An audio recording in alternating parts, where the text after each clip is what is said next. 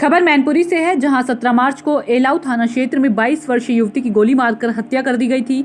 मामला प्रेम प्रसंग का था। आरोपी अजब ने बना दी गजब प्रेम की कहानी। आपको बता दें, इस घटना में मृतका के भाई ने गांव के ही 2 लोगों को नामजद किया था, जो कि भले थे। एक शिक्षक तथा दूसरा रोजगार सेवक था। पुलिस अधीक्षक अविनाश पांडे द्वारा 4 टीमों को गठित किया गया। चारों टीमों ने गहनता से विवेचना की, सीसीटीवी फुटेज देखी, हर पहलू पर जांच की। शातिर अपराधी पहले से शादीशुदा था, उसके 2 बच्चे भी थे। उसने मृतका, जो कि उसकी प्रेमिका थी, उसने अपनी 2 बीघा जमीन बेचकर सारा रुपया उसे दे दिया था। उसने अपनी प्रेमिका को 14 मोबाइल फोन भी दिए थे, वहीं रिचार्ज भी करवा देता था। उसने अपने बचने के लिए तरह तरह की कहानियां बनाई। कानपुर तक गया, अपने सिर पर पत्थर मारा, अपने सीने को खुद अपने नाखूनों से खुरचा और यह ड्रामा बनाया कि किसी ने मुझ पर हमला किया है। उसने लोगों को बेवकूफ भी बनाया। वह मृतका के परिवारजनों से घनिष्ठता रखता था, जिससे किसी को शक न हो। उसके पास से 315 बोर का तमंचा तथा कारतूस और घटना में प्रयुक्त मोटरसाइकिल भी बरामद की गई है। उसने कबूला कि मृतका की शादी पक्की हो गई थी, वह उसे अपनी रखेल बनाकर रखना चाहता था। वह मृतका ने शादी न करने के लिए इनकार कर दिया। इसी बात पर वह गुस्सा हो गया और मृतका की कनपट्टी पर तमंचे से फायर कर दिया, उसे मौत के घाट उतार दिया और फरार हो गया। आरोपी का नाम अजब सिंह है और वह मृतका के गाँव का ही है।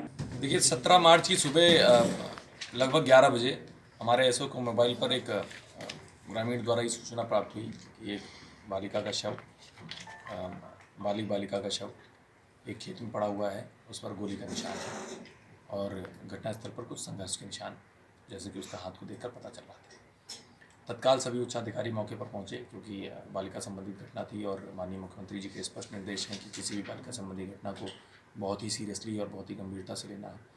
तत्काल जो रेंज और जोन के सभी उच्चाधिकारी हैं, उनके द्वारा इसका संज्ञान लिया गया। फॉरेंसिक टीम और हम सभी अधिकारी मौके पर पहुंचे।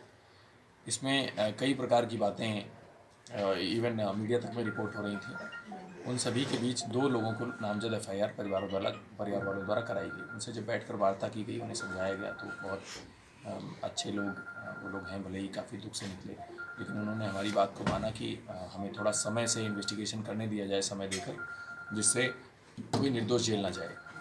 जो समय मिला उसमें हमारी SWAT टीम और सर्विलांस टीम ने लगातार मेहनत की, तो एक हमें नंबर प्राप्त हुआ जिसका कि बालिका से लगातार बातचीत थी।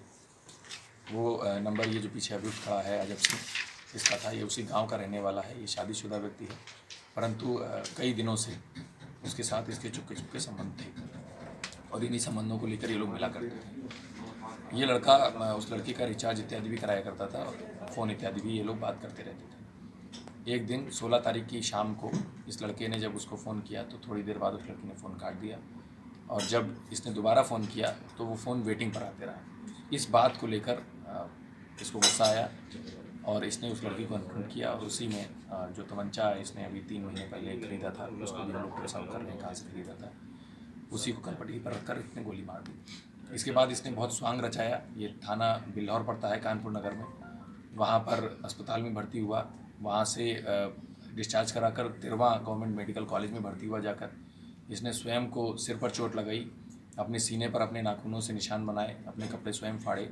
कई लोगों को इसने गुमराह किया बीच में। बहुत ही 2 अच्छे लड़के इसे कानपुर मिले, उन्होंने इसे कोल्ड ड्रिंक पिलाई, समोसा खिलाया। इसकी हालत देखते हुए इस हॉस्पिटल तक छोड़ा, परंतु इसने उन्हें गुमराह किया और उनकी भलाई का नाजायज़ फ़ायदा इसने उठाया और इसने सभी को गुमराह करते हुए एक स्वांग रचा।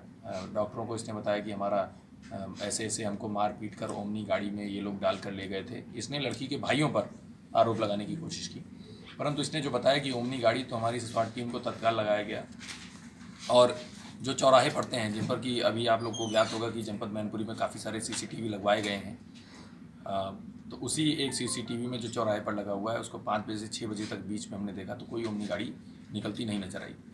और कुछ और तथ्य जो इसके द्वारा बताए जा रहे थे वो घटनास्थल से मेल नहीं खा रहे थे, तो उनके आधार पर जब इससे पूछताछ हुई तो इसने घटना का कबूल किया है। तमंचा हमें, जो एक्चुअल तमंचा है, वो बरामद कराया है। इसके मोबाइल का जिससे बात होती थी, वो मोबाइल इसने कहीं नहर में फेंक दिया है, वो नहीं प्राप्त हो पाया, तो हम लोगों ने डिब्बा रिकवर किया है, जिससे कि वो IMEI जो है विवेचना में शामिल की जाएगी, जिससे कि इसको सज़ा हो। और जो इस प्रकार का जघन्य कृत्य इसने किया है, चूँकि यह एक घर का मामला था, इसमें कोई पहले से हमारे पास इनपुट नहीं हो सकता था। अन्य चीज़ों में हम लोग पहले से इनपुट करते हैं। कतिपय ट्वीट भी किए गए, जो भी ट्वीट इस प्रकार के मिसलीडिंग किए गए हैं, अगर कोई पाए गए जिनसे शांति व्यवस्था की कोई दिक्कत हो सकती है तो उन पर हम लोग निश्चित रूप से कार्रवाई करेंगे। जैसा कि पूर्व में बेवर थाने में हम लोगों ने झूठी रिपोर्ट कराने पर एक मुकदमा भी कराया था। इसमें लगभग सभी एंगल्स को हम लोगों ने कवर किया है। इसमें जो भी फॉरेंसिक साक्ष्य जुटाए गए थे उनको भी शामिल किया जाएगा और अभी जनपद में जो प्रोसिक्यूशन का अभियान चल रहा है उसी में इसको डालकर इसको तत्काल सजा कराने का प्रयास किया जाएगा, जिससे जो बालिका संबंधी अपराध जो बिल्कुल छुपे हुए हैं, जिनकी सूचना पुलिस को कतई भी नहीं मिल सकती पहले से, उन पर भी रोक लगाने का प्रयास किया जाएगा। धन्यवाद। ठीक।